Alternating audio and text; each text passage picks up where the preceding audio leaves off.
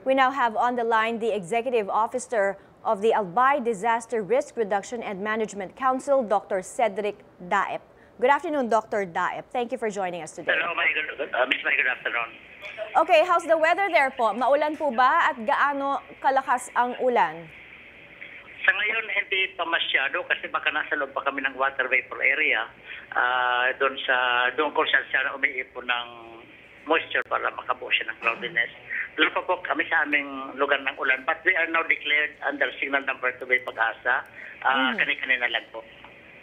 Okay, how is Albay po preparing for Tropical Storm Glenda? What are the contingency measures po na inaayos nyo dyan? Yeah, upon receipt of the information from Pag-asa that Albay is placed under signal number 3, the governor through the APSIM had immediately prepared and issued an advisory number 3, placing Albay under preparedness status.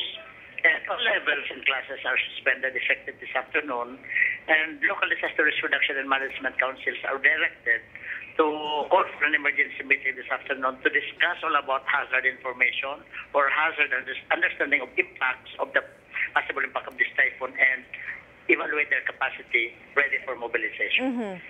Kumusta po ang coastal communities ngayon? How are you coordinating with Pag-asa in terms of the threat of Glenda's rainfall and the possible storm surge from Glenda? Of course, we all know kung gaano kaseryoso ang storm surge, especially kung malakas ang bagyo as we've seen from Super Typhoon Yolanda last year, sir. In terms of preparation for typhoon, we are preparing for the wind, in which storm surge preparation must be based on the wind strength. May proportion po kami niyan sa preparation ng storm surge. Kung anong kalakas ng hangin, limbawa 100 kph ang hangin, we are going to prepare for 5 meter elevation above sea level evacuation. Kung 200, we are going to prepare for about 9 meter elevation above sea level evacuation. So meron po kaming plano dyan. And our coordination is with the municipalities giving direct instructions to the barangays for evacuation where population in the coastal areas, population in the low-lying areas, population in the landslide zone areas are already evaluated and we have already the number available. Of course, ang importante ay ma-communicate natin ang mga warnings at advisories na ito sa mga nandoon sa mga lugar na delikado. Ano po ba?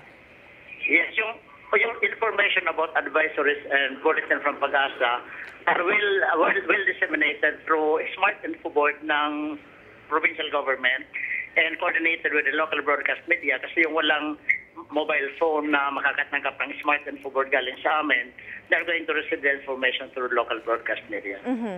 Kumusta po ang power situation ngayon dyan sa Albay? Okay naman. And then even ang communication at work namin, okay pa. Kung kahit masira ang communication namin for as long as people are evacuated, wala na pong problema sa amin yon. So our target ngayon is to intensify warning information, advisory assurances, para we can activate evacuation ahead of time. Hindi namin kailangan ng rescue if people are evacuated ahead of time. Okay, maraming salamat po for talking to us. Mag-ingat po kayo at alam po nating daanan talaga ng bagyo ang Bicol. Maraming salamat din. And all our other activities are already suspended. Okay, thank you for joining us today. Albay PDRRMC Executive Officer, Dr. Cedric Daep.